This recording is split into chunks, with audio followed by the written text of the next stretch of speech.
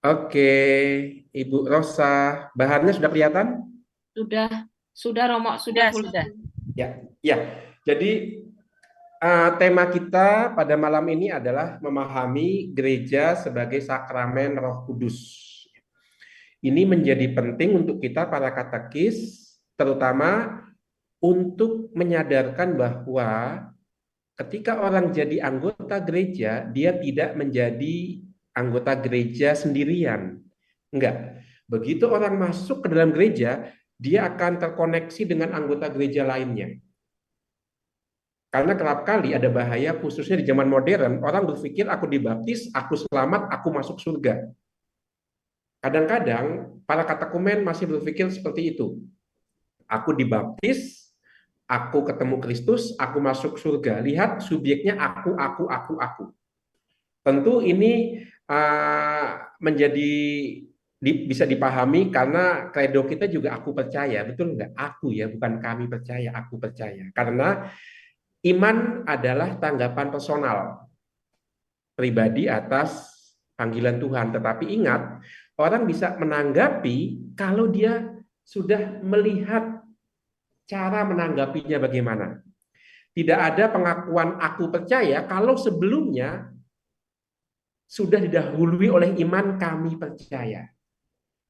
Tidak mungkin orang minta dibaptis menjadi anggota gereja Katolik kalau sebelumnya sudah ada gereja Katolik, komunitas. Maka malam ini kita coba memahami bahwa menjadi anggota gereja Katolik itu memang perkara personal, aku percaya, tetapi ketika kita mengucapkan aku percaya, aku ini diletakkan dalam aku-aku yang lain. Sehingga kita menjadi tubuh Kristus dan yang menyatukan kita adalah Roh Kudus. Ini tujuannya, menyadarkan bahwa gereja itu bukan unsur tambahan dalam iman kita, seolah-olah iman itu perkara aku, tidak. Gereja adalah unsur esensial dalam iman kita. Maka dalam kredo disebutkan, aku percaya akan Roh Kudus, gereja Katolik yang kudus. Itu betapa pentingnya komunitas umat beriman, betapa pentingnya gereja yang menjadi unsur dari cara kita beriman. Maka tidak ada nanti orang begitu dibaptis lalu nggak datang ke gereja lagi. Orang ketika dibaptis nggak aktif di gereja lagi. Orang sudah dibaptis nggak aktif di lingkungan. Oh enggak. Jangan mengaku Katolik kalau tidak aktif dalam komunitas. Singkatnya seperti itu. Nah, mengapa itu? Kita akan melihat. Maka karena tema kita adalah gereja sebagai sakramen Roh Kudus, kita pertama-tama mau memahami dulu makna dari apa itu sakramen. Kita mau memahami istilah sakramen dulu apa. Yang menarik adalah istilah sakramen itu bukan pertama-tama istilah gereja atau apalagi istilah orang Kristen ya, bukan. Maaf, kelewatan. Saya kembali ke awal. Ya, jadi istilah gereja, istilah sakramen itu ternyata bukan dari gereja. Kata sakramentum itu pertama-tama berarti sumpah prajurit. Artinya melalui sebuah ritual, seorang prajurit bersumpah setia di hadapan konsul dalam Republik Roma atau di hadapan kaisar dalam kekaisaran Roma. Itu istilah aslinya, sakramentum, sumpah setia seorang prajurit kepada pemerintahan Roma. Maka dengan mengucapkan sakramentum militiae atau sumpah prajurit, seseorang menyerahkan dirinya kepada dewa pelindung kekaisaran Roma melalui para pemimpin negara atau kekaisaran Roma. Jadi dengan setia kepada pemerintahan Roma, seorang prajurit sebenarnya mau mengungkapkan kesetiaan kepada dewa pelindung yang mengungkapkan kehadirannya dalam konsul atau kaisar. Itu. Jadi dengan sumpah di depan konsul atau di depan kaisar, seorang prajurit sebenarnya menyerahkan diri kepada dewa pelindung negara Roma. Itu makna pertama dari sakramentum, makna asli, yaitu sumpah prajurit. Para prajurit bersumpah untuk menjalankan setiap perintah kaisar, untuk tidak pernah meninggalkan panggilan tugas, dan untuk tidak lari dari kematian, semuanya demi kejayaan Roma. Itu istilah sakramentum itu. Artinya hidup mati seorang prajurit adalah untuk kemuliaan Roma. Dan melalui kemuliaan Roma, dewa pelindung kota Roma juga dimuliakan. Itu makna pertama sakramentum, sumpah prajurit untuk hidup dan mati bagi kejayaan Roma, bagi kejayaan kaisar, dan dengan demikian juga untuk kemuliaan dewa pelindung. Lalu kapan sakramentum masuk dalam istilah gereja? Yang pertama kali memasukkan istilah sakramentum ke dalam istilah teologis atau ke dalam kosakata iman Kristen adalah seorang teolog dari Afrika Utara namanya Tertullianus. Ya, Tertullianus. Jadi kata sakramentum dulu itu oleh Tertullianus pertama-tama dikaitkan oleh terutama sakramen baptis. Jadi yang namanya pembaptisan itu disebut sakramentum atau sumpah seseorang untuk menyerahkan hidupnya bagi Kristus. Lihat hubungannya ya. Pertanyaannya adalah kenapa Tertullianus sampai berbuat seperti itu? Ya. Mengapa Tertullianus bisa menghubungkan sumpah setia seorang prajurit dan sumpah setia seorang baptisan bagi Kristus? Ya, karena Tertullianus hidup di Afrika Utara. Afrika Utara itu terkenal dengan tradisi militernya. Sebelum Afrika Utara itu ditaklukkan oleh Kaisar Roma, ingat Afrika Utara itu punya seorang jenderal yang terkenal yang satu-satunya jenderal yang membahayakan keamanan Roma, yaitu Hannibal.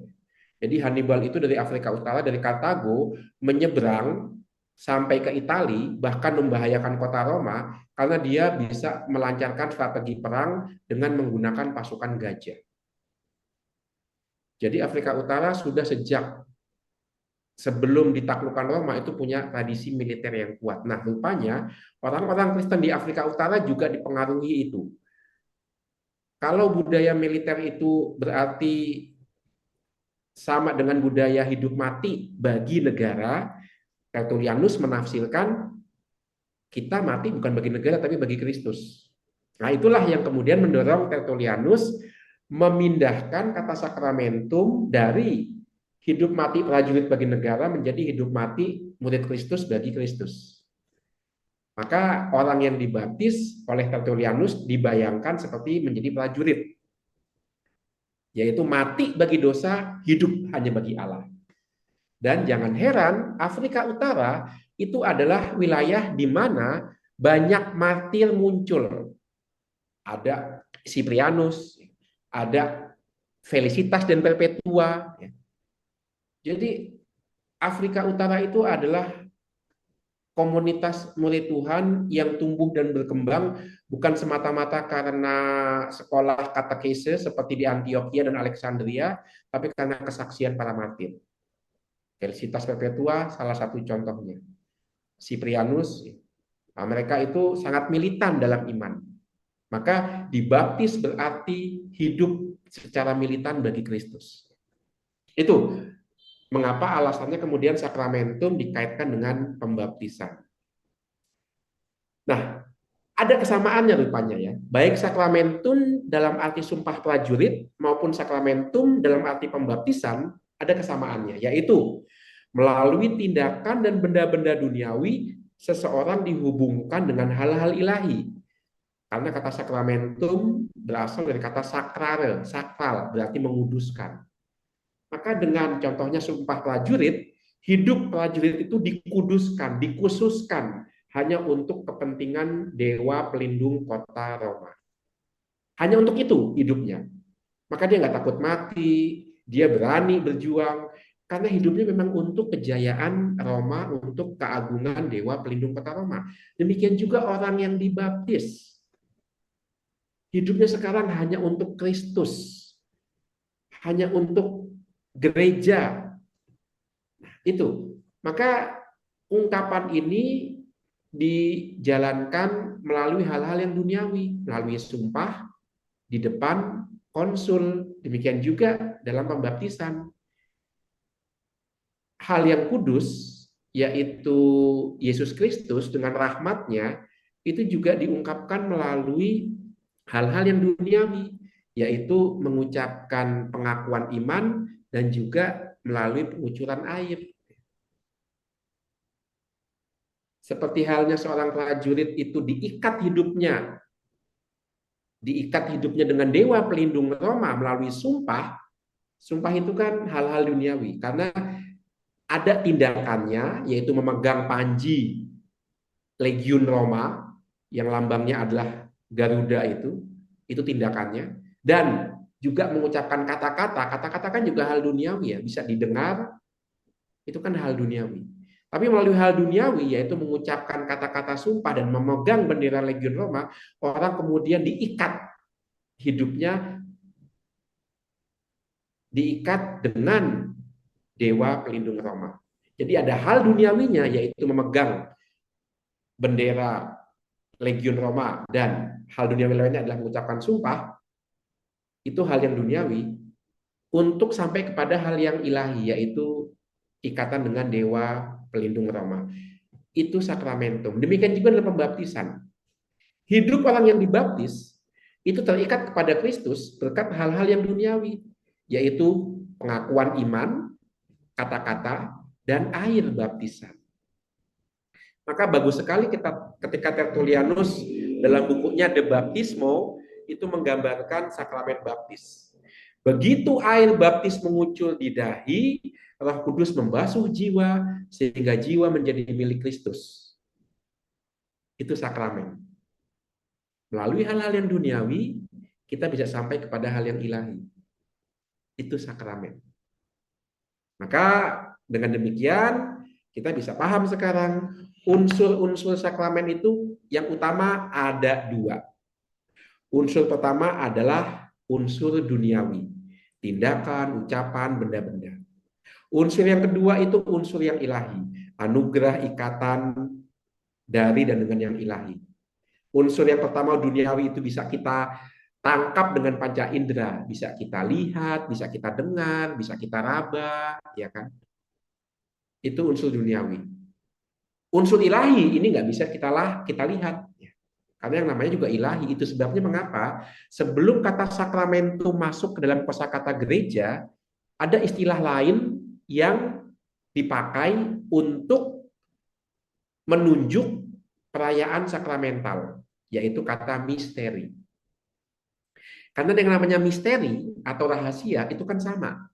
Ada dua unsur juga, yaitu unsur yang bisa diketahui dan unsur yang tidak diketahui. Yang namanya rahasia kan begitu ya. Kalau hanya terdiri dari unsur yang diketahui, itu bukan rahasia, orang udah tahu kok. Tapi kalau hanya terdiri dari unsur yang tidak diketahui, bukan rahasia, orang nggak tahu apa-apa. Maka rahasia selalu punya dua unsur. Diketahui sebagian dan tidak diketahui. Mirip dengan kata sakramen.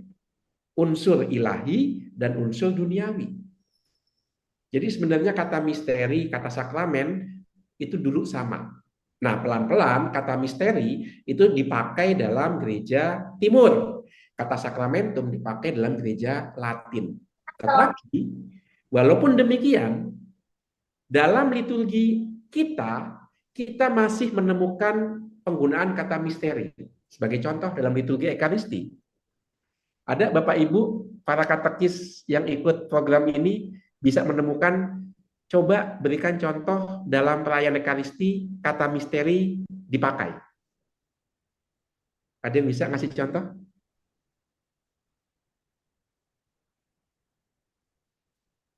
Kata misteri dalam perayaan Ekaristi. Nah, kata misteri. Apa? Kata misteri secara definitif atau secara teologis, Romo? Kata misteri dalam rumusan yang dikatakan oleh umat atau imam dalam Ekaristi. Ada dalam rumusan teks. Marilah kita menyatakan misteri iman kita. Ya, betul. Marilah kita nyatakan misteri iman kita. Terima kasih untuk jawabannya. Jadi lihat, kata misteri itu dulu dipakai sama dengan kata sakramen. Misalnya Santo Yeremia, yang menerjemahkan kitab suci siapa? Santo Jerome Hieronymus ya. ya Hieronymus. Hieronymus itu masih menggunakan kosakata misteri karena dia walaupun berasal dari gereja barat, dari Latin, tapi dia lama berkarya di Yerusalem, di gereja timur. Maka orang-orang dari gereja ortodoks itu tidak menggunakan kata sakramentum, mereka menggunakan kata misterion untuk perayaan baptisan, ekaristi, ya. Mereka menggunakan kata misterion. Tetapi berkat Tertullianus kita di gereja Latin menggunakan kata sakramentum. Tetapi walaupun demikian, jejak penggunaan kata misterion masih ada dalam kosakata kita gereja Latin. Contohnya tadi ya. Marilah kita wartakan misteri iman kita. Sebenarnya bisa kita ganti. Marilah kita nyatakan sakramen iman kita sama itu. Nah, ini jadi unsur-unsur dalam sakramen itu ada dua, yaitu unsur duniawi dan unsur ilahi. Untuk sampai ke unsur yang ilahi harus menggunakan unsur yang duniawi. Mengapa? Karena kita manusia terdiri dari jiwa raga. Untuk bisa mengungkapkan jiwa kita diperlukan raga. Untuk bisa membentuk jiwa kita diperlukan raga. Maka dengan demikian setiap hal dalam hidup kita bisa menjadi sakramen. Contohnya ini ya. Turis melihat matahari yang terbenam, lalu dia sampai pada pengalaman betapa agung Sang Pencipta. Ya. Jadi kalau Bapak Ibu misalnya berlibur gitu ya ke Pulau Bali, ya, lalu di Pantai Kute gitu kan, atau di Jimbaran gitu sambil makan malam, menikmati sunset, tiba-tiba makanan kita berhenti, tidak sampai ke mulut, tapi di depan mulut saja. Karena apa? Kagum melihat sunset. Lalu hati kita kemudian mengucapkan Mazmur 8 gitu. Allahku, Allahku, betapa mulia namamu di seluruh bumi. Keagunganmu luhur mengatasi langit. Ya. Dinyanyikan oleh bayi-bayi. Ya. Siapakah manusia sehingga kau pelihara? Wah gitu. Hanya gara-gara melihat sunset. Maka Jangan dipencet-pencet ya. untuk turis tadi yang mengucapkan dalam hatinya Mazmur 8 karena melihat sunset, sunset itu menjadi sakramen. Karena sunset kan hal-hal duniawi, hal alam semesta ini. Tetapi melalui sunset hatinya bisa sampai kepada Allah. Itu sakramen dalam arti yang luas begitu ya. Atau kalau bisa dibawa lebih dekat dalam kehidupan gereja, harum dupa selama perayaan liturgi dapat membawa orang ke dalam kontemplasi. Jadi ketika misalnya ikut perayaan Ekaristi hari raya, ada wirup gitu kan, lalu harumnya wirup itu bisa membawa kita ke dalam suasana doa. Maka wirup jadi sakramen bagi kita yang berkat wanginya menghantar kita sampai kepada pengalaman akan Allah. Itu sakramen dalam arti luas. Dan istilah sakramen dalam arti luas ini dipakai juga oleh para antropolog. Sebagai contoh, ada satu antropolog namanya Clifford Geertz, dia menggunakan kata sakramen, yaitu setiap hal duniawi yang bisa mengantar orang kepada pengalaman akan yang ilahi. Sebagai contoh adalah komunitas. Komunitas tradisional itu bisa dipandang sebagai kehadiran dewa-dewi bagi individu-individu yang menjadi anggota komunitas itu. Maka komunitas begitu dihormatin, aturan-aturan begitu dihargai. Maka Clifford Geertz mengatakan komunitas adalah sakramen bagi anggota-anggotanya. Karena dengan hidup berkomunitas, anggota-anggotanya mengalami kehadiran dewa-dewi yang disembah oleh komunitas itu. Maka dalam arti luas sakramen juga dipakai di luar gereja. Tetapi dalam gereja Katolik khususnya, kita mengenal sakramen itu pertama-tama dari 7 sakramen. Hanya ada 7 sakramen, artinya hal-hal duniawi yang bisa dijadikan oleh Allah untuk menyalurkan rahmat sehingga sampai kepada kita. Itu 7 sakramen. Sakramen baptis, sakramen penguatan, sakramen ekaristi, sakramen perkawinan, sakramen imamat, sakramen permijakan, dan juga sakramen tobat. Ini yang diformalkan dalam gereja Katolik. Ada banyak memang cara Allah memberikan rahmatnya kepada kita, tetapi secara istimewa gereja meyakini melalui 7 sakramen ini secara istimewa karya keselamatan Kristus kita alami. Itu. Ya. Dan juga dalam gereja Katolik kita membedakan antara sakramen dasar yaitu Yesus Kristus, sakramen induk yaitu gereja, dan melalui kedua sakramen ini, sakramen dasar dan sakramen induk, turunlah rahmat melalui ketujuh sakramen. Akan kita lihat nanti. Ini makna dari kata sakramen dengan unsur-unsurnya. Maka jelas ya, sakramen adalah hal-hal duniawi yang bisa membawa kita kepada pengalaman akan Allah. Itu dari bawah. Hal-hal duniawi yang bisa membawa kita pada pengalaman akan yang ilahi. Itu dari bawah. Kalau dari atas, sakramen adalah rahmat yang diberikan oleh Allah melalui hal-hal duniawi sehingga sampai kepada kita. Itu sakramen. Sakramen adalah, sekali ulangi, rahmat yang diberikan oleh Allah melalui hal-hal duniawi sehingga sampai kepada kita. Itu sakramen. Jadi selalu melibatkan dua unsur, yang ilahi dan yang duniawi. Oke, itu sakramen selesai. Sekarang kita masuk ke bagian yang kedua, yaitu apa itu gereja. Pasti sudah banyak yang tahu ya, maka saya tidak akan lama-lama di bagian ini. Gereja itu berasal, akar yang paling dalam itu dari kosakata Ibrani, yaitu kata kahal.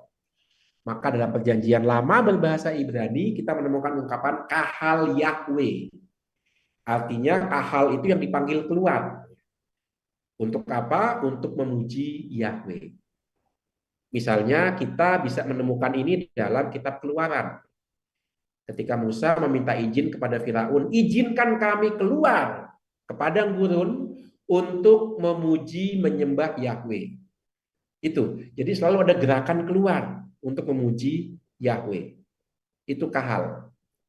Lalu ketika kitab suci Ibrani diterjemahkan ke dalam bahasa Yunani, ternyata unsur keluar, berkumpul, memuji, itu masih dipertahankan. Maka orang-orang Yahudi di diaspora menemukan kata eklesia. Karena kata eklesia dan kata eks itu keluar, ya kan? Kaleo itu bukan bebek, ya. Bebek kaleo ya, kita untuk ke bebek kaleo juga keluar ya kan, ke restoran, tapi enggak juga sih, bisa pakai GoFood juga. Ya, kaleo itu bukan bebek, tapi kaleo itu memanggil. Maka kita mengenal dalam bahasa Inggris to call, dari kata kaleo, call, memanggil. Maka ex kaleo, eksklesia artinya yang dipanggil keluar untuk memuliakan Allah. Itu dalam bahasa Yunani. Maka dengan demikian gereja adalah orang-orang yang dipanggil untuk berhimpun, memuji dan memuliakan Allah dalam iman, dan melalui pembaptisan menjadi anak-anak Allah, anggota-anggota Kristus dan bait Roh Kudus. Kata Kristus Gereja Katolik 751 sampai 752, 777 dan 804. Itu gereja. Maka gereja, eklesia, kahal itu selalu ada gerakan keluar. Keluar untuk apa? Untuk berhimpun. Berhimpun apa? Untuk memuji, memuliakan Allah. Maka dengan pembaptisan, kita menjadi anak-anak Allah, himpunan anak-anak Allah, anggota Kristus dan bait Roh Kudus. Maka menarik bahwa kata gereja itu selalu keluar. Keluar dari mana? Macam-macam. Dulu, dalam masa gereja perdana, zaman para rasul, gereja itu berarti keluar dari apa? Bisa keluar dari satu, penyembahan berhala. Maka saya keluar dari cara hidup yang lama, yaitu menyembah berhala, untuk berhimpun bersama mereka yang sudah menyembah Kristus terlebih dahulu. Nah itulah gereja. Maka gereja adalah kumpulan mereka yang sudah meninggalkan cara hidup lama untuk berhimpun bersama-sama sebagai sebuah komunitas untuk menghidupi cara hidup baru sebagai milik Kristus atau sebagai anak-anak Allah. Itu gereja. Maka lihat seperti yang saya katakan di awal kelas kitab ini, pembahasan malam ini salah satu tujuannya adalah menekankan kesadaran komunal sebagai dimensi hidup beriman. Tidak pernah orang beriman sendirian. Lihat aja kata gereja yang begitu penting sehingga dicantumkan dalam rumusan kredo. Kata gereja itu selalu menekankan hidup komunal. Dipanggil keluar untuk berhimpun. Tidak dipanggil keluar untuk mengikuti Yesus sendiri-sendiri, tidak. Dipanggil keluar untuk berhimpun bersama-sama. Itu sudah ada sejak zaman Perjanjian Lama. 12 suku dipanggil keluar untuk membentuk satu bangsa yang namanya Israel. Dan sebagai kesatuan mereka memuji Allah. Demikian juga gereja.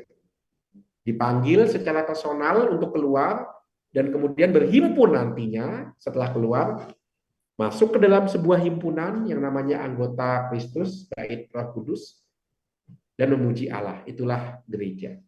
Maka dimensi komunal itu begitu penting. Itulah istilahnya itu. Dipanggil keluar untuk berhimpun dan memuji Allah. Dan menjadi penting bahwa gereja dipanggil berhimpun dan menjadi tubuh Kristus. Mengapa istilah tubuh Kristus ini saya tekankan? Ya karena yang namanya tubuh itu kan kelihatan. Maka nanti penting. Kalau gereja adalah tubuh Kristus, artinya gereja menghadirkan sesuatu yang fisik, yang nyata dari Kristus di dunia ini, maka gereja bisa dikatakan sebagai sakramen. Karena sebagai sakramen ingat unsurnya dua tadi, yang duniawi, yang ilahi. Maka gereja sebagai tubuh Kristus juga punya unsur duniawinya. Yang namanya tubuh itu kan konkret, nyata, kelihatan. Tetapi ada yang nggak kelihatan, yaitu Roh Kudusnya. Dia adalah jiwanya. Jiwa nggak kelihatan, tapi tubuh kelihatan. Maka pembahasan gereja sebagai sakramen Roh Kudus menekankan unsur yang kelihatan dalam gereja untuk mengungkapkan yang nggak kelihatan. Maka kita pertama-tama mau menekankan yang kelihatan dulu, yaitu gereja sebagai tubuh. Kristus yang bangkit itu mempersatukan para muridnya di antara mereka dan juga dengan dirinya melalui Roh Kudus. Jadi yang kelihatan apa? Persatuan para murid setelah Yesus bangkit itu kelihatan. Persatuannya itu begitu kelihatan. Maka berulang-ulang dalam keempat Injil diceritakan itu. Para murid berhimpun, itu kan kelihatan ya. Himpunan para murid itu kelihatan. Kalau himpunan para roh halus itu nggak kelihatan. Makanya kalau setan-setan rapat itu nggak kelihatan. Maka salah kalau setan rapat lalu tercium bau wangi. Nah, itu bukan setan itu. Itu setan yang mengambil apa enggak ya. Setan itu enggak kelihatan karena dia roh. Tetapi kalau para murid itu berkumpul itu kelihatan. Maka dikatakan mereka berkumpul dalam rumah yang tertutup rapat ya.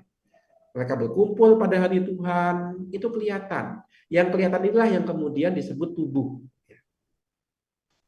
Saya lanjutkan, dengan cara ini, mereka yang percaya pada Kristus sejauh mereka dekat dengannya secara khusus dalam Ekaristi, dipersatukan di antara mereka sendiri dalam cita kasih. Lihat, kata persatuan muncul kembali. Maka persatuan para murid Tuhan itu adalah wujud nyatanya. Itu adalah hal duniawinya. Karena dia kelihatan. Dia bisa dilihat, dia bisa didengar. Persatuan itu juga bisa didengar ya. Ketika mereka memuji Allah, ketika mereka memecahkan roti. Itu yang paling kentara dalam persatuan para murid Tuhan. Bersatu untuk memecahkan roti. Itu ada dalam Kisah Para Rasul dan Injil Lukas. Saya lanjutkan. Mereka yang bersatu ini membentuk satu tubuh, yaitu gereja. Kesatuannya dialami dalam perbedaan para anggotanya, termasuk juga dalam perbedaan fungsinya. Nah ini, maka kesatuan ini tidak menghilangkan perbedaan. Sebenarnya tidak terlalu sulit ya, kita memahami kesatuan sebagai aspek duniawi dari iman. Dan karena kesatuan ini kelihatan, bisa dirasakan, bisa dialami, bisa dilihat secara panca indera, bisa didengar, maka kesatuan ini disebut tubuh. Ya kita lihat saja misalnya untuk pegawai negeri. Kan ada yang namanya istilahnya korps pegawai negeri. Pernah dengar ya? Korps pegawai negeri. Atau juga korps militer, ya kan? Korps militer. Apalagi korps WKRI, ya kan? Dari mana datangnya kata korps ini? Dari kata korpus. Korpus artinya apa? Artinya daging atau tubuh. Maka mengapa disebut Korps WKRI? Karena yang namanya Wanita Katolik Republik Indonesia itu adalah persatuan wanita-wanita yang berhimpun dalam sebuah organisasi lembaga yang namanya Wanita Katolik Republik Indonesia. Demikian juga Korps Pegawai Negeri. Mengapa? Karena para pegawai negeri berhimpun dalam sebuah kesatuan organisasi yang disebut pegawai negeri. Maka istilah tubuh, korpus, itu selalu sudah sejak lama mau melambangkan sebuah persatuan. Dan sebagai tubuh, seperti halnya tubuh, kesatuan ini mengandaikan macam-macam perbedaan. Tetapi macam-macam perbedaan ini menjadi satu sehingga berfungsi tubuh itu. Santo Paulus sudah menggunakan itu. Kalau tubuh itu hanya ada kepala, ya siapa yang berjalan, yang membawa tubuh itu berjalan. Kalau tubuh itu hanya tangan, ya siapa yang menyebarkan darah yaitu jantung. Kalau tubuh itu mata semua, ya siapa yang ngambil makanan. Nah itu. Maka metafora tubuh itu adalah salah satu metafora yang begitu penting untuk menggambarkan kesatuan dalam perbedaan. Perbedaan dalam kesatuan. Demikian juga gereja sebagai tubuh Kristus. Dalam gereja ada banyak perbedaan, tetapi semuanya itu untuk kesatuan, seperti tubuh kita. Nah itu mengapa gereja disebut tubuhnya, karena adanya kesatuan. Walaupun ada perbedaan fungsi, perbedaan panggilan, tapi semuanya itu bekerja dalam kesatuan. Itu sebabnya mengapa doa terakhir Yesus bersama para muridnya adalah ut unum sin. Semoga mereka menjadi satu. Kalau gereja tidak menjadi satu, seperti tubuh tercerai-berai, maka kehadirannya nggak dirasakan.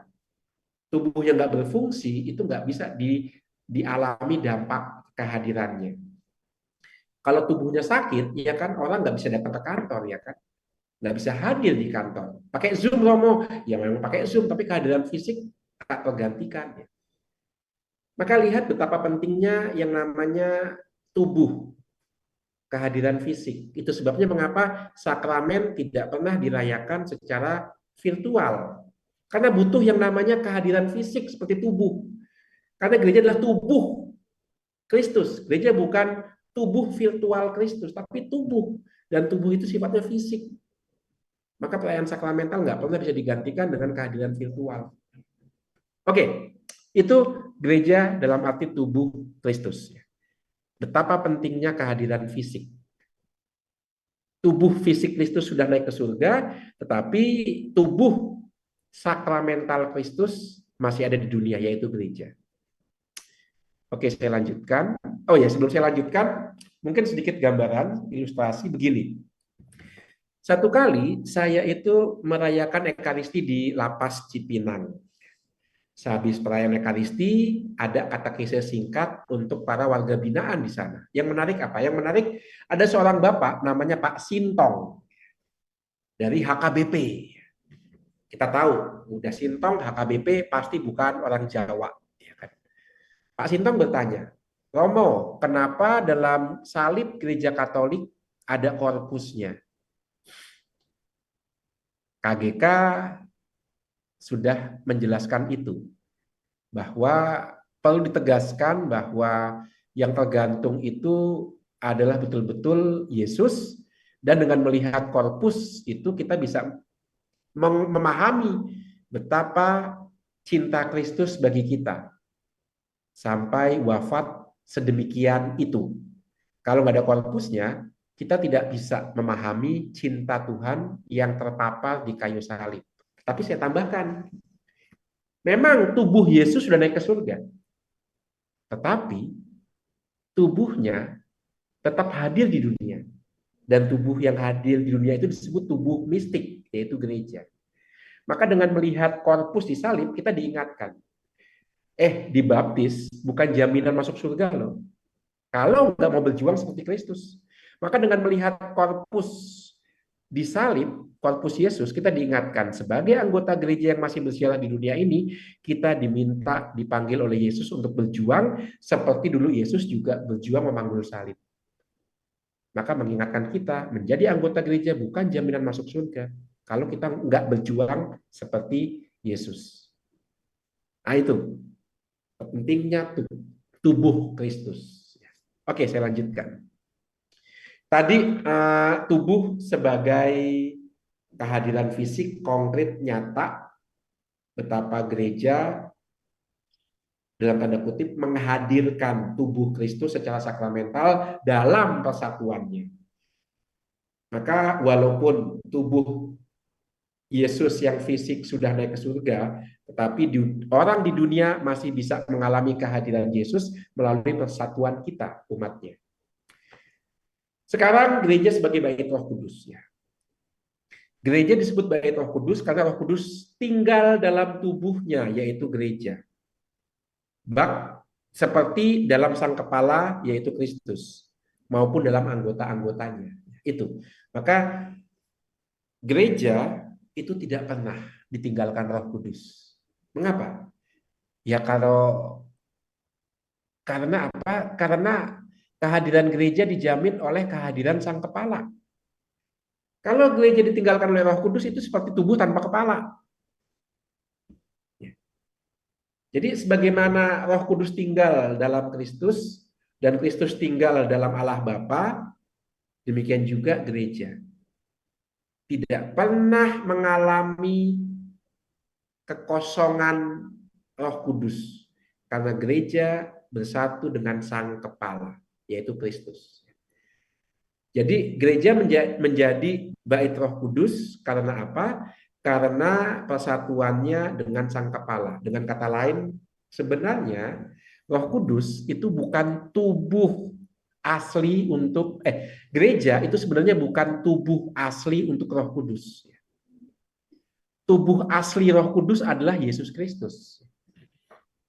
Tetapi karena Yesus Kristus menjadi kepala bagi gereja, maka mau nggak mau, bukan mau nggak mau ya, tapi karena belas kasih Allah, Roh Kudus tinggal juga dalam gereja, maka gereja disebut sebagai bait Roh Kudus. Itu sebabnya karena gereja itu bait Roh Kudus, gereja juga mampu menyalurkan karunia-karunia Roh Kudus, salah satunya melalui sakramen. Seperti yang kita lihat nanti, sakramen bukan satu-satunya anugerah yang diberikan Roh Kudus kepada gereja. Kita juga akan pertama-tama mendengarkan sabda Allah, itu juga karunia Roh Kudus ya. Belum lagi karisma-karisma, belum lagi karunia-karunia keutamaan-keutamaan. Itu juga cara Roh Kudus untuk merawat dan membangun gereja. Maaf Romo, reminder 5 menit lagi ya Romo. Oke, terima kasih sudah diingatkan. Maka gereja disebut sakramen Roh Kudus karena sebagai sebuah sakramen, gereja memiliki unsur-unsur duniawi. Disebut tubuh, artinya sesuatu yang bersifat duniawi, seperti persatuan, aturan, cara berperilaku, organisasi, dan seterusnya. Dan gereja juga disebut bait, disebut rumah. Rumah kan sesuatu yang kelihatan. Sesuatu yang bisa kita jumpai. Sesuatu yang punya alamat di mana, tempatnya di mana. Itu kan juga satu yang duniawi. Maka lihat istilah-istilah yang dipakai untuk menyebut gereja. Tubuh, mistik Kristus, bait, Roh Kudus, itu kan semuanya sifatnya fisik ya, duniawi. Maka gereja disebut sakramen karena punya unsur duniawi, yaitu persekutuannya, organisasinya, hierarkinya, cara berperilakunya, tindak tanduknya, itulah unsur-unsur duniawi. Tapi juga gereja punya unsur ilahi, yaitu Roh Kudus. Maka disebut juga Roh Kudus adalah jiwa gereja. Jiwa nggak kelihatan, tapi jiwa kita kenal melalui ungkapan fisik. Orang kalau tersenyum berarti jiwanya penuh sukacita. Orang kalau murung dan meneteskan air mata berarti jiwanya sedang sedih. Maka jiwa dikenal melalui ungkapannya, yaitu melalui ungkapan fisiknya. Itulah jiwa. Dan jiwa dari gereja adalah Roh Kudus. Dengan kata lain, berkat Kristus sang kepala, gereja menjadi sakramen Roh Kudus. Dan melalui gereja tersalurkan karunia-karunia atau ungkapan-ungkapan Roh Kudus. seperti situasi jiwa terungkap dalam kondisi badan seseorang. Inilah yang dikatakan oleh Santo Agustinus. Sebagaimana jiwa untuk badan manusia, demikianlah Roh Kudus bagi anggota-anggota Kristus, yaitu tubuh Kristus yang adalah gereja. Maka ungkapan Roh Kudus itu kita temukan, kita alami dalam tubuhnya. Dengan kata lain, Roh Kudus membutuhkan gereja untuk bisa menyalurkan, untuk bisa mengungkapkan daya-dayanya. Tanpa gereja, rahmat Roh Kudus tidak bisa sampai kepada kita. Butuh gereja. Atau dengan kata lain, gereja adalah organ dari Roh Kudus. Maka tegas, seperti jiwa tidak bisa mengungkapkan dirinya tanpa tubuh, demikian juga Roh Kudus tidak bisa menyalurkan rahmatnya kepada anggota-anggota, kepada manusia tanpa melalui gereja. Lihat betapa pentingnya gereja untuk iman kita. Dia bukan suatu hal yang bisa kita kesampingkan. Inilah dimensi komunal, dimensi sosial dari iman, yaitu gereja. Oke, dengan demikian bagian pertama selesai. Saya break sebentar. Recording in progress. Oke, kita lanjutkan. Sedikit makan jeruk. Yes, mari kita kumpulkan energi lagi, sedikit lagi untuk memahami gereja sebagai sakramen Roh Kudus. Yes. Ya, jadi sebagaimana sebenarnya sih gampangnya begini ya. Itu kan dalam hidup kita kan selalu ada dua hal. Sebagai manusia kita jiwa, raga. Raga itu kelihatan, jiwa nggak kelihatan. Segala hal yang bisa membantu kita sampai pada yang nggak kelihatan itu disebut sakramen sebenarnya. Itu bahasa antropologis. Sekarang menjadi istilah antropologis. Tapi dalam istilah teologis, sakramen itu ternyata lebih sempit lagi. Seperti sudah kita lihat tadi, dalam gereja Katolik, Yesus itu sakramen ya. Karena dia Allah yang menjadi manusia. Iya kan? Yesus adalah sakramen dasar. Karena Allah menjadi manusia, sabda menjadi daging. Tapi kemudian setelah Yesus naik ke surga, dia menghembusi Roh Kudus sedemikian sehingga persekutuan yang sifatnya fisik dari para murid itu juga menjadi sakramen. Karena apa? Karena persekutuan mereka itu mau mengungkapkan kehadiran Roh Kudus. Maka gereja disebut tubuh Kristus. Karena yang namanya persatuan fisik itu mau mengungkapkan semua yang Yesus ajarkan. Semua yang Yesus buat. Itu sebabnya mengapa para murid diutus oleh Yesus sebagai duta-dutanya. Nah itu, jadi gambarannya seperti itu. Seperti tubuh itu kelihatan untuk bisa mengungkapkan jiwa. Demikian juga gereja. Persekutuan kita yang kelihatan mau mengungkapkan daya Roh Kudus. Kita adalah tubuhnya Kristus. Kepalanya memang nggak kelihatan ya. Tapi kepalanya itu bersatu dengan kita. Dan melalui sang kepala lah kita itu disebut bait Roh Kudus.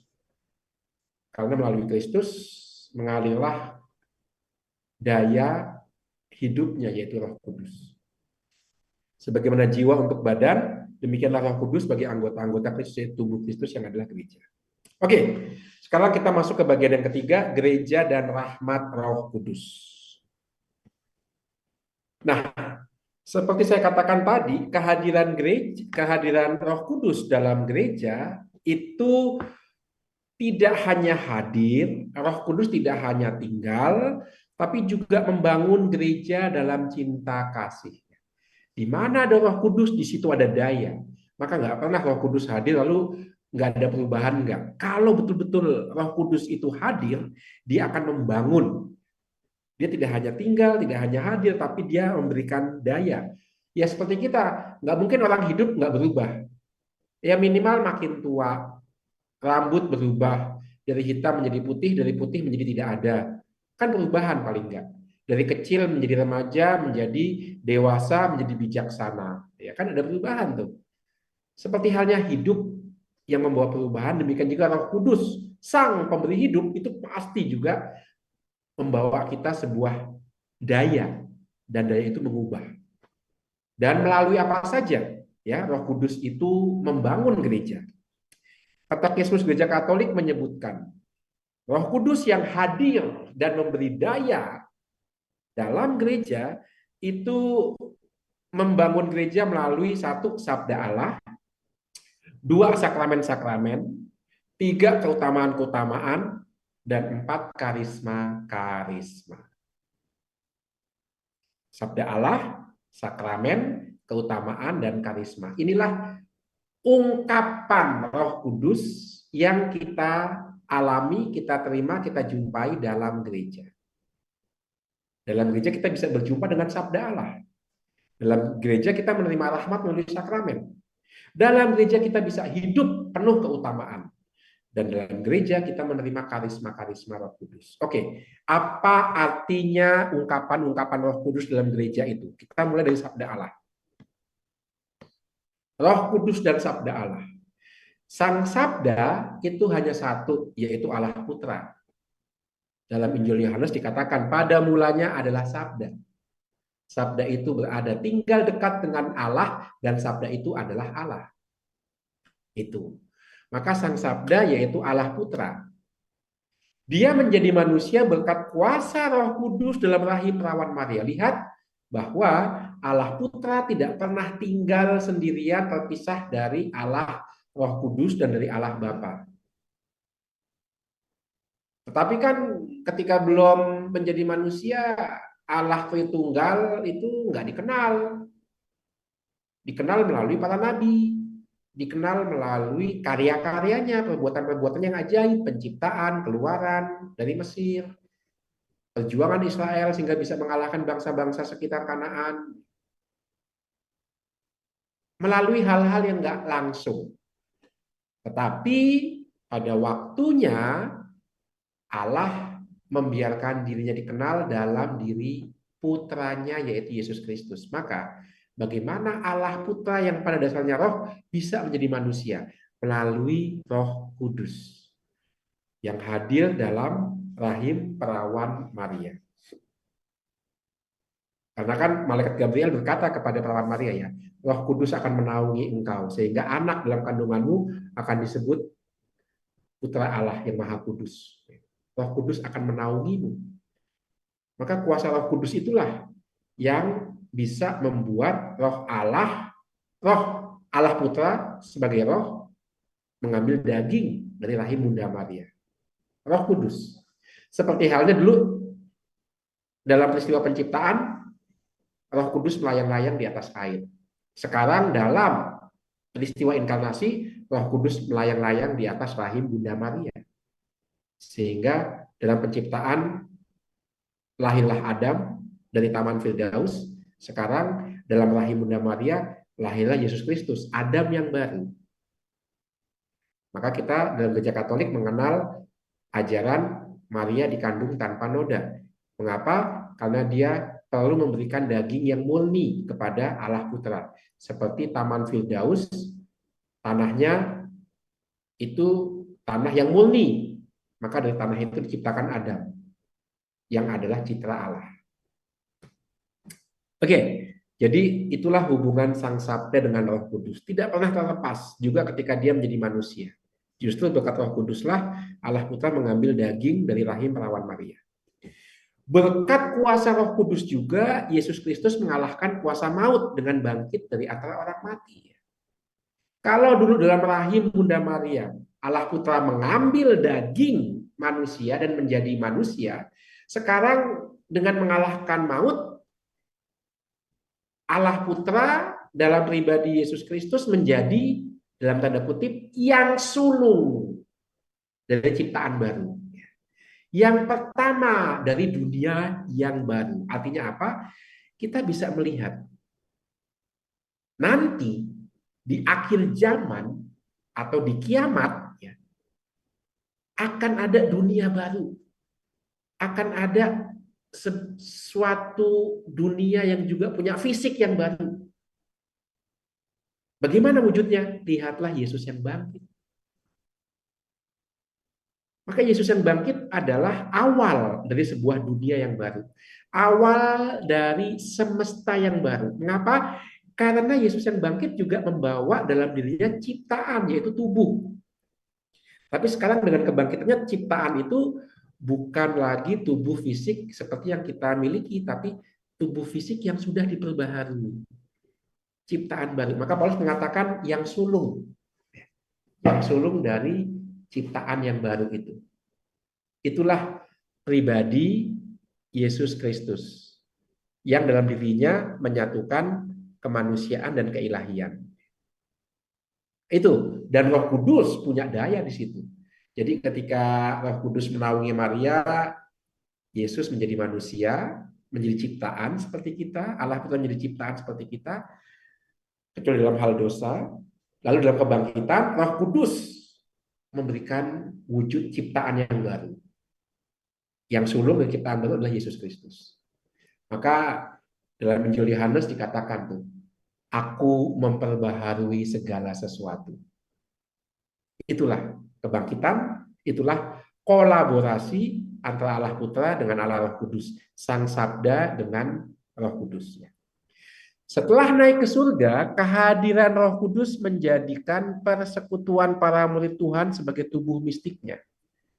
Ya, jadi seperti saya katakan tadi, memang tubuh fisik dan raga Yesus sudah naik ke surga. Yesus naik ke surga jiwa dan raganya. Tetapi jangan lupa, Yesus sudah bersabda, aku tidak akan meninggalkan kamu sebagai yatim piatu. Artinya apa? Artinya para murid Tuhan tetap bisa mengalami kehadiran Tuhan. Para murid Tuhan tetap bisa mengalami kuasa Tuhan. Sejauh mereka percaya dan dikuasai, dihidupi oleh Roh Kudus. Maka kita ingat kisah dua murid dari Emmaus. Dua murid dari Emmaus itu kan ketika peristiwa penyalipan dan Yesus wafat dimakamkan, mereka meninggalkan Yerusalem. Lihat, meninggalkan Yerusalem. Artinya apa? Tidak hadir dalam persekutuan. Artinya apa? Tidak mengalami daya Roh Kudus. Karena meninggalkan persekutuan. Maka dikatakan dalam Injil Lukas bab 24 deh kalau nggak salah. Dua dari Emmaus ya kan. Mereka jalan dengan wajah murung. Nggak ada daya. Hati mereka lesu, dingin, nggak berkobar-kobar gitu kan. Karena apa? Meninggalkan persekutuan. Tidak kena daya Roh Kudus di situ. Menarik bahwa hati mereka mulai berkobar-kobar ketika apa? Ketika Yesus Sang Sabda menerangkan isi kitab suci. Sehingga dua murid dari Emmaus itu mulai hatinya berkobar-kobar. Sang Masias harus menderita. Mereka mulai bisa memahami makna penyalipan Tuhan. Dan mereka mengenal Yesus ketika orang asing itu memecahkan roti. Artinya apa? Setiap kali gereja merayakan Ekaristi, Yesus hadir. Dan di mana Yesus hadir, Roh Kudusnya juga hadir. Dan di mana Roh Kudusnya hadir, di situ ada daya, ada kehidupan.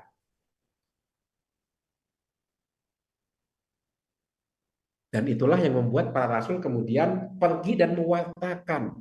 Supaya apa? Supaya di tempat di mana mereka mewartakan tercipta komunitas orang beriman baru, dan dalam persekutuan komunitas itu Yesus bisa dialami lagi. Begitu seterusnya. Maka pewartaan. Maka lihat bagaimana dua murid Emmaus ketika sudah mulai mengalami kehadiran Yesus dalam pemecahan roti, apa yang mereka buat? Mereka nggak stay di rumah, mereka nggak stay di Emmaus. Mereka kembali ke Yerusalem untuk apa? Untuk mewartakan apa yang mereka alami. Maka seperti yang kita lihat nanti, konsekuensi gereja sebagai sakramen Roh Kudus adalah dimensi misioner. Nggak pernah orang mengalami kehadiran Yesus dan Roh Kudusnya lalu diem, nggak pernah. Selalu pergi dan keluar. Itu kan kata gereja ya, eklesia. Pergi keluar untuk kemuliaan Allah.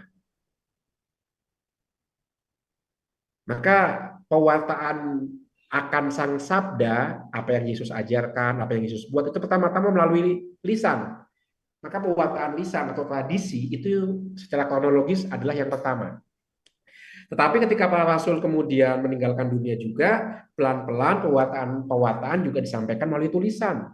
Dan dalam gereja Katolik diajarkan bahwa ketika ada orang-orang yang dipilih dalam komunitas untuk meneruskan pewartaan melalui tulisan, itu pun diinspirasikan oleh Roh Kudus. Berkat kesaksian-kesaksian baik lisan maupun tulis, para murid Tuhan dari zaman ke zaman tetap dapat mengalami kehadiran Sang Sabda.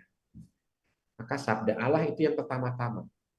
Itu sebabnya mengapa dalam perayaan sakramen tidak ada Sabda Allah, tidak pernah. Karena yang namanya perayaan sakramental selalu melibatkan Sang Sabda. Dan Sang Sabda itu kita alami kehadirannya juga melalui pewartaan tertulis yang dibacakan setiap kali sakramen dirayakan. Dan pewartaan tertulis ini disampaikan di bawah inspirasi Roh Kudus. Nah itu. Maka tidak ada perayaan sakramental tanpa pewartaan sabda. Tidak ada perayaan liturgi tanpa sabda. Bahkan dalam perayaan sakramen yang paling agung dalam gereja Katolik yaitu Ekaristi, itu kan sebenarnya adalah peragaan dari sabda Allah. Kita memperagakan apa yang ada dalam kitab suci. Pada malam sebelum ia diserahkan, Yesus mengambil roti. Sambil mengucap syukur, ia memecah-mecahkan. Itu kan peragaan dari sabda Allah. Kalau Bapak Ibu pernah mengikuti perayaan Ekaristi dalam ritus Ortodok Timur, itu lebih dahsyat lagi. Karena bukan imam yang membacakan institusi perjamuan malam, tetapi seorang diakon menyanyikan institusi perjamuan malam. Itu mirip dengan perayaan ketika Kamis Putih. Pada malam yang terakhir, itu dinyanyikan di ritus Timur. Tapi dalam ritus Latin itu dibacakan, yang membacakan imam. Maka dalam puncaknya doa syukur agung sebenarnya peragaan, representasi dari sabda Allah. Maka Roh Kudus membangun gereja berkat sabda, berkat permenungan kitab suci. Maka salah mengatakan gereja Katolik mengutamakan sakramen, gereja Protestan mengutamakan sabda. Oh enggak. Gereja Katolik juga mengutamakan sabda. Tanpa sabda tidak ada sakramen. Ya, sakramen adalah sang sabda yang menjadi daging kok. Ya kan? Nah, maka kita bisa khususnya untuk para katakumen yang mau bergabung dengan gereja Katolik dari gereja Protestan, kita bisa mempertegas itu. Salah kalau mengatakan perbedaan Protestan dengan Katolik adalah yang satu sabda, yang satu sakramen. Oh no. Dalam sakramen kata dan tindakan jadi satu. Sabda dan perbuatan jadi satu.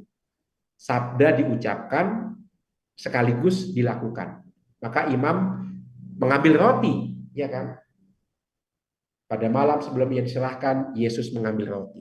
Itu dikatakan, itu disabdakan, tapi juga dilakukan. Itu dalam sakramen keduanya menjadi satu. Nah, itulah bagaimana Roh Kudus membangun gereja, merawat gereja, menumbuh kembangkan gereja, yaitu melalui sabda Allah. Yang kedua, melalui sakramen-sakramen.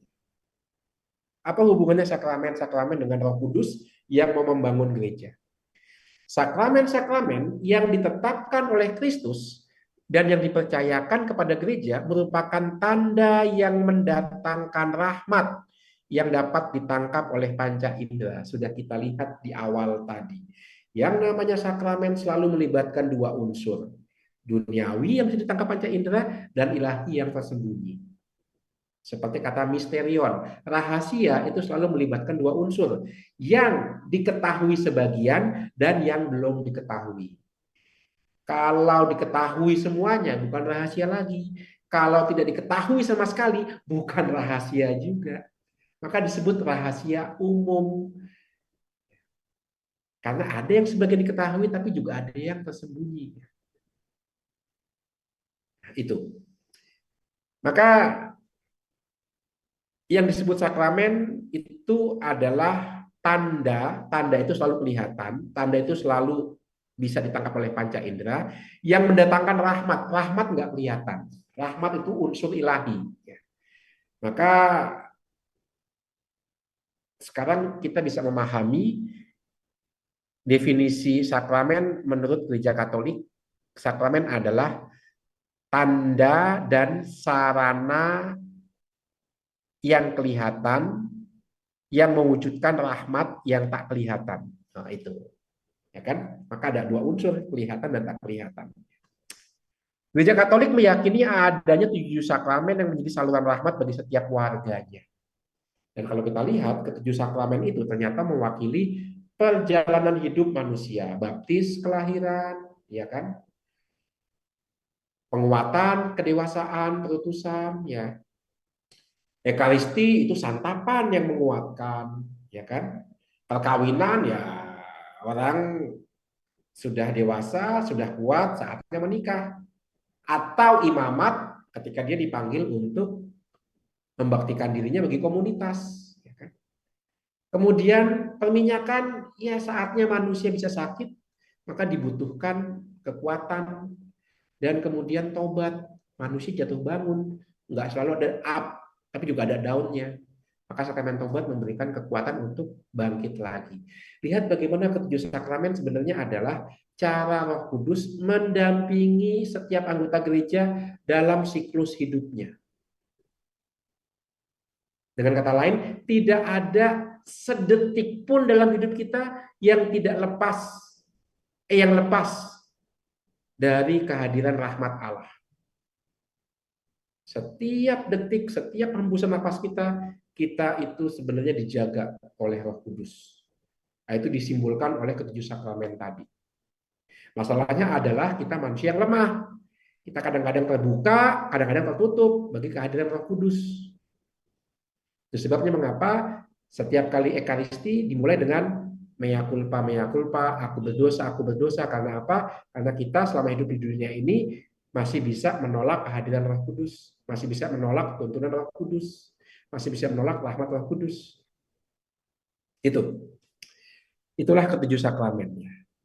Misteri-misteri hidup Kristus merupakan dasar dari apa yang dia bagikan dalam sakramen-sakramen melalui para pelayan gereja. Maka Kristus disebut sakramen dasar. Mengapa?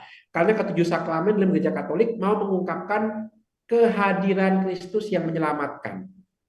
Itu sebabnya mengapa gereja Katolik meyakini ke-7 sakramen itu semuanya bisa dikembalikan kepada Kristus. Pembaptisan, Kristus yang menebus kita. Penguatan, Kristus yang mengutus Roh Kudus bagi gereja. Ekaristi jelas, antisipasi salib Kristus dalam perayaan perjamuan terakhir. Perkawinan, Kristus sebagai mempelai pria, gereja sebagai mempelai perempuan. Artinya betapa cintanya Kristus bagi 12 rasul yang menjadi wakil gereja. Imamat, ya jelas, Kristus mengundang para rasul untuk malam terakhir.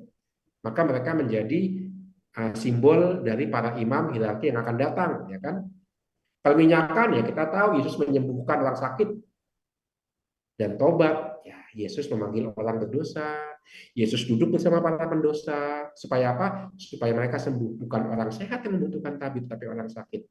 Maka ke-7 sakramen itu bisa dikembalikan kepada misteri hidup Kristus. Itu sebabnya mengapa Kristus disebut sakramen dasar.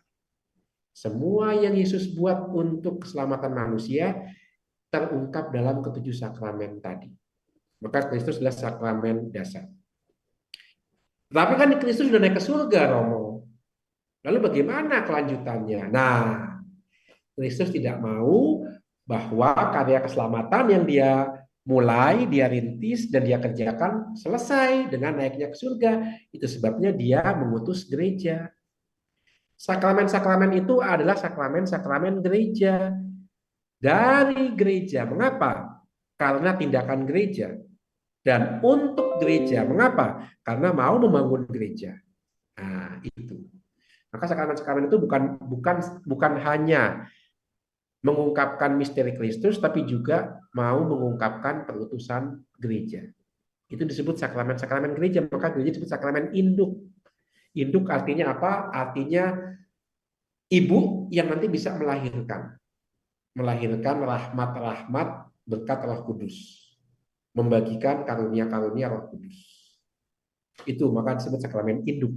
Dari gereja lahirlah santapan-santapan surgawi yang membangun berkat rahmat dari ke-7 sakramen itu. Itu sakramen gereja karena tindakan gereja. Untuk gereja, karena dengan merayakan sakramen, gereja sendiri dibangun melalui anggota-anggotanya. Apa yang diakui dalam pengakuan iman disampaikan oleh sakramen-sakramen, dan melalui ketujuh sakramen itu orang beriman menerima rahmat Kristus dan anugerah-anugerah Roh Kudus yang memampukan mereka untuk hidup secara baru sebagai anak-anak Allah. Jadi sakramen itu memberikan rahmat kepada kita, dan rahmat itu memampukan kita untuk hidup secara baru. Itu sebabnya mengapa gereja disebut sebagai sakramen keselamatan. Mengapa? Karena dengan melihat cara hidup anggota gereja, kita tahu inilah cara hidup nanti ketika akhir zaman datang. Inilah cara hidup nanti ketika ciptaan sudah diperbaharui. Dengan kata lain, gereja adalah komunitas eskatologis, komunitas akhir zaman. Paling tidak secara ideal seperti itu. Maka kalau kita lihat Kisah Para Rasul bab 2, bab 4, itu kan sangat ideal. Di mana tidak ada yang kekurangan, tidak ada yang kelebihan. Mereka yang kelebihan harta akan membagikan kepada yang kekurangan. Mereka hidup saling mencintai, saling mengampuni, saling memahami. Gereja dilahirkan, diciptakan untuk seperti itu. Menjadi tanda dan sarana keselamatan bagi dunia. Dunia bertanya-tanya, nanti kalau dunia fisik semesta ini hancur, bagaimana kehidupan setelah nanti? Lihatlah gereja. Itu sebabnya mengapa gereja setiap saat harus bertobat. Mengapa? Karena cara hidup kita masih belum mencerminkan secara utuh panggilan kita sebagai gereja. Maka gereja itu selalu memperbaharui dirinya. Ecclesia semper reformanda. Kita memang belum sempurna, tapi kita dalam persiaran menuju kesempurnaan. Itulah yang diberikan ketujuh sakramen, memampukan kita untuk terus-menerus berjalan menuju kesempurnaan, sehingga gereja itu laksana bulan purnama, bisa memantulkan cahaya matahari Sang Kristus. Ketika Kristus sudah naik ke surga, itu Kristus nggak kelihatan lagi di dunia. Seperti kalau malam, matahari nggak kelihatan lagi karena sudah terbenam. Tetapi berkat bulan purnama, cahaya matahari bisa menerangi bumi ketika malam. Demikian juga gereja. Walaupun fisiknya sudah nggak ada di dunia ini, kehadiran Kristus tetap dialami dunia karena gereja memantulkan kehadiran Kristus itu melalui tindak tanduknya, melalui sakramen-sakramennya, melalui sabda-sabda Allah, melalui karisma dan keutamaan anggota-anggotanya. Itu sakramen-sakramen. Oke, saya lanjutkan. Maka saya mengutip apa yang dikatakan oleh Santo Leo Agung, Uskup Roma. Apa yang tampak dalam diri penyelamat kita diwujudkan dalam sakramen-sakramennya. Inilah yang menjadi basic atau dasar dari Gereja Katolik untuk mengatakan bahwa ketujuh sakramen itu berasal dari Kristus. Karena apa yang nampak dalam penyelamat terwujud dalam sakramen-sakramen. Oke, jadi cara Roh Kudus membangun gereja itu melalui sabda Allah, melalui sakramen-sakramen, dan juga melalui keutamaan-keutamaan. Apa itu keutamaan? Keutamaan adalah keterarahan yang tegas dan menjadi kebiasaan untuk melakukan kebaikan. Nah, itu. Jadi keutamaan itu pertama-tama adalah sikap batin. Sikap batin yang tegas menuju kebaikan. Dan karena arahnya jelas, yaitu kebaikan, maka terwujud dalam perbuatan-perbuatan yang menjadi kebiasaan dalam berbuat baik. Itulah keutamaan. Singkat kata, keutamaan adalah kebiasaan berbuat baik. Itu sederhananya. Tapi kan kebiasaan itu kan dimulai dari keterarahan batin. Itu. Maka keutamaan adalah kebiasaan berbuat baik. Tujuan hidup yang utama adalah menjadi serupa dengan Allah. Nah, ini. Jadi kalau keterarahan kita pada Allah, berkat sabdanya, berkat sakramen-sakramennya, ya, maka kita pelan-pelan akan menjadi serupa dengan Allah. Itu kan mirip sebenarnya dengan pasangan hidup, ya. Kata orang, ketika pasangan hidup itu begitu terikat satu sama lain, lama-lama sikap yang satu akan menjadi sikap bagi yang lain. Dengan kata lain, pasangan yang begitu erat, persatuannya akan saling mempengaruhi sedemikian sehingga keduanya itu menjadi satu. dalam dua pribadi. Bahkan dalam hal fisik semakin serupa. Karena keteladanan batin terungkap dalam ungkapan dalam bentuk fisik juga. Maka ada satu orang mengatakan lihat pasangan-pasangan yang hidupnya harmonis itu wajahnya mirip. Kayak saudara lama-lama. Karena hatinya begitu melekat satu sama lain sehingga terungkap juga dalam bentuk fisiknya. Demikian juga kita dengan Allah. Kalau hati kita terarah pada Allah, maka juga terungkap dalam bentuk fisiknya. Fisik ungkapan kita, ungkapan verbal kita, tindak tanduk kita. Itu sebabnya mengapa kita betah tinggal dengan orang-orang yang punya keutamaan. Orang-orang yang terbiasa hidup baik. Karena mereka itu memberikan kenyamanan dalam arti ini ya, kesejukan, adem gitu loh. Kita nyaman, aman tinggal sama dia. Karena kita juga bisa ketularan hatinya yang sudah sampai kepada Allah. Bandingkan berada dekat dengan orang yang masih mencari bentuk, masih mencari jati diri, masih belum selesai dengan dirinya, masih mencari pengakuan, masih mencari nama, maka maaf bahasa kasarnya cari muka.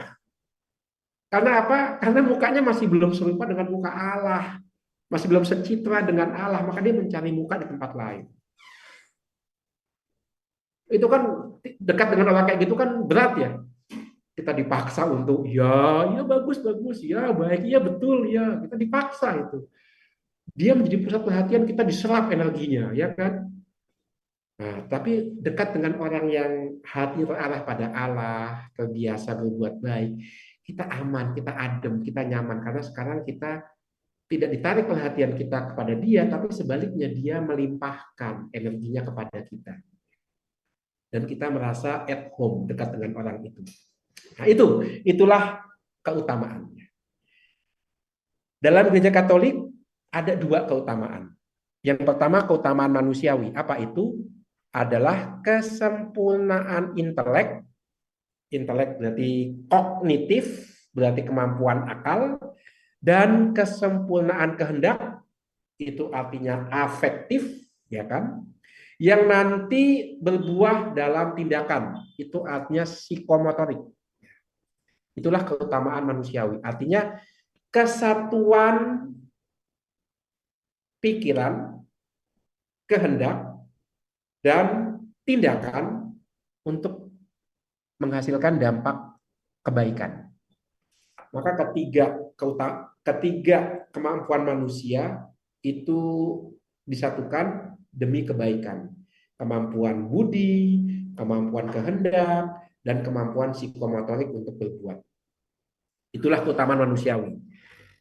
Keutamaan ini diperoleh dan diperkuat melalui kebiasaan berbuat baik. Makanya anak-anak itu dilatih, bahkan dalam tanda kutip, dikondisikan untuk melakukan sesuatu. Karena memang masih anak-anak, perlu dibentuk. Didisiplinkan. Disiplin dari kata disciple, pelmuritan. Murid artinya mengikuti sang guru, ya kan? Maka guru pertama anak-anak adalah orang tua. Membiasakan mereka untuk disiplin dalam yang baik. Dan contoh-contoh keutamaan manusiawi itu ada kebijaksanaan. Apa itu kebijaksanaan? Kemampuan untuk mengambil tindakan yang tepat di waktu dan tempat yang cocok. Itu kebijaksanaan. Keadilan, apa itu adil? Artinya berperilaku sesuai dengan hak dan kewajibannya. Keberanian, artinya mau bertindak sesuai dengan kebenaran, bahkan jika harus mengorbankan kepentingan dirinya, bahkan nyawanya. Itu keberanian. Dan penguasaan diri, ya, mampu mengendalikan impuls-impuls dalam dirinya untuk tujuan yang lebih baik. Itu keutamaan manusiawi. Ingat, ini cara Roh Kudus membangun gereja. Juga dengan memberikan keutamaan-keutamaan. Berkat perayaan sakramen dan berkat sabda. Melalui sabda dan sakramen, kita juga mampu memiliki keutamaan-keutamaan ini. Inilah keutamaan manusiawi. Tapi juga dalam gereja Katolik ada yang namanya keutamaan teologal, yaitu keutamaan yang memberikan kepada manusia kemampuan untuk hidup dalam relasi dengan Allah Tritunggal. Jadi kita hidup dalam relasi dengan Allah Tritunggal. Sebagai contoh apa? Sebagai contoh ini. Kemampuan kita untuk mengucapkan doa itu kan keutamaan teologal. Mengapa? Karena seperti yang dikatakan Paulus, kalau kita berdoa itu bukan kita, tetapi Roh Kudus yang berdoa dalam diri kita. Dan ingat, doa yang paling penting dalam iman kita adalah Bapa kami. Maka dengan mendoakan Bapa kami, kita bersatu dalam Allah Tritunggal. Mengapa? Satu, kita menyapa Allah Bapa. Dua, doa yang diajarkan oleh Allah Putra. Tiga, Roh Kudus memampukan kita untuk berdoa secara demikian. Maka berdoa Bapa kami secara sungguh-sungguh itu adalah menempatkan diri kita dalam relasi dengan Allah Tritunggal. Itu keutamaan teologal. Dan keutamaan ini menjadi jaminan kehadiran dan karya Roh Kudus dalam kemampuan-kemampuan manusiawi. Maka lihat, keutamaan manusiawi dibangun di atas keutamaan teologal, iman, harapan, kasih. Itu 3 keutamaan teologal. Maka saya suka mengutip apa yang diajarkan Ibu Teresia dari Kalkuta. Keheningan melahirkan doa, doa melahirkan iman, iman melahirkan kasih, kasih melahirkan pelayanan, pelayanan melahirkan damai. Tapi semua itu dimulai dari iman. Keutamaan teologal. Nanti pelayanan, keadilan, itu tumbuh di atas keutamaan teologal itu. Dan itu adalah karya Roh Kudus. Oke, yang terakhir adalah karisma. Ini bukan merek motor, ya, tapi karisma dari kata karis, yaitu hadiah, yaitu juga kecantikan, keindahan. Itu karis. Keindahan, ya seperti halnya keindahan. Yang namanya indah itu kan cuma-cuma gitu ya. Orang nggak memaksa supaya dia dilihat cantik. Kalau memaksa supaya dilihat cantik, itu namanya operasi plastik. Itu namanya maksa. Yang namanya keindahan itu cuma-cuma. Orang itu kagum. Orang nggak bisa dipaksa kagum. Nggak bisa kan? Itu sebabnya mengapa seorang pelukis, seorang seniman, sastrawan itu akan berjuang mati-matian untuk apa? Untuk menarik kekaguman dari penikmat seni. Maka karis itu dalam bahasa Yunani artinya keindahan, tapi juga cuma-cuma. Hadiah, gift gitu ya. Maka sekarang kita bisa memahami karisma itu adalah anugerah Roh Kudus yang diberikan secara cuma-cuma kepada individu untuk kebaikan orang lain, untuk kebutuhan dunia, dan secara khusus untuk membangun gereja. Itulah karisma. Maka karisma nggak pernah karena latihan. Kalau karena latihan itu bukan karisma, itu keutamaan. Ingat, keutamaan, kebiasaan. Yang namanya karisma itu diturunkan dari Roh Kudus secara cuma-cuma. Orang nggak butuh latihan. Orang bisa menyiapkan diri menerima karisma, tetapi tidak dengan latihan-latihan. Latihan tidak menghasilkan karisma. Latihan membuat kita siap kalau suatu saat Roh Kudus menurunkan karisma kepada kita. Maka merupakan tanggung jawab gereja untuk membedakan aneka macam karisma tadi.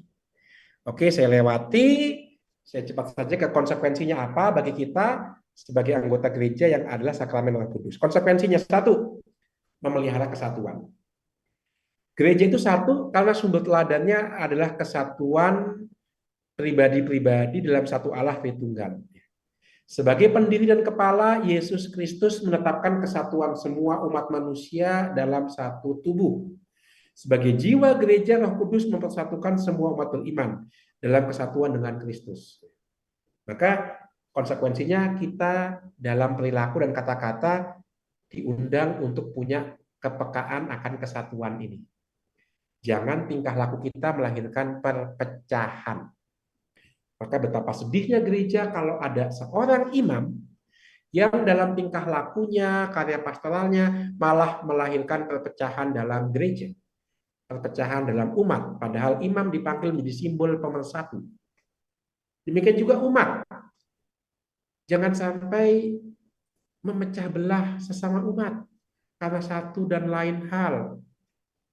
Dan perpecahan adalah musuh utama gereja. Musuh utama gereja bukan kuasa kegelapan. Bukan setan, bukan iblis-iblis. Enggak, musuh utama gereja adalah perpecahan. Dan perpecahan inilah yang menjadi asal kata dari iblis, yaitu diabolos. Diabolos artinya roh pemecah belah. Maka di mana ada perpecahan, ada konflik, di situ ada diabolos. Itu roh pemecah belah. Dan ini dialami gereja sejak awal, yaitu sejak Yesus memanggil 12 rasul. Kita ingat dalam Injil beberapa kali 12 rasul berantem untuk memperebutkan siapa yang paling besar. Benih-benih perpecahan sudah ada di situ. Maka kita nggak boleh kaget kalau kita juga menjumpai friksi-friksi dalam gereja. Tetapi walaupun kita nggak kaget, tapi jangan membiarkan itu. Udah dari dulu Romo, jangan. Kita tetap memiliki semangat seperti Kristus. Ut unum sin, semoga mereka menjadi satu. Ya karena Roh Kudus yang turun dari kepala itu yang menyatukan kita. Itu konsekuensi yang pertama. Konsekuensi yang kedua, kalau gereja itu sakramen Roh Kudus, maka kita semua dipanggil pada kekudusan. Gereja disebut kudus sejauh Allah menjadi pendirinya. Maka kalau hidup kita nggak kudus, bisa dipertanyakan ini gereja atau organisasi semata ya. Ini gereja atau gerombolan ya. Karena kok hidupnya nggak kudus gitu ya. Apa sih artinya kudus? Kudus artinya seluruh hidupnya tertuju pada Sang Pendiri yang Maha Kudus, yaitu Allah. Itulah kekudusan. Contohnya adalah perawan Maria. Maria disebut perawan bukan semata-mata secara fisik dia perawan, tetapi fisiknya yang perawan mau mengungkapkan kekudusan hatinya yang terarah pada semata-mata pada Allah. Maka Maria disebut sebagai simbol gereja. Karena mengingatkan gereja untuk terus berjalan pada kekudusan. Membuat hatinya terarah hanya bagi Tuhan. Itu konsekuensi yang kedua. Dan yang konsekuensi yang terakhir, gereja itu misioner. Gereja dibimbing oleh Roh Kudus melanjutkan misi Kristus dalam perjalanan sejarah. Itu. Jadi kalau gereja adalah sakramen Roh Kudus, maka gereja itu nggak bisa diem. Dia akan bergerak keluar. Itulah nama gereja, eklesia, bergerak keluar, ya kan? Sedemikian sehingga orang-orang yang berjumpa dengan kita yang bergerak keluar itu memuji, memuliakan Allah. Itulah wujud dari doa Bapa kami, dimuliakanlah namamu. Artinya Tuhan jadikan aku Allah di tanganmu sedemikian sehingga orang-orang yang kujumpai memuliakan namamu. Itulah dimensi misioner dari gereja.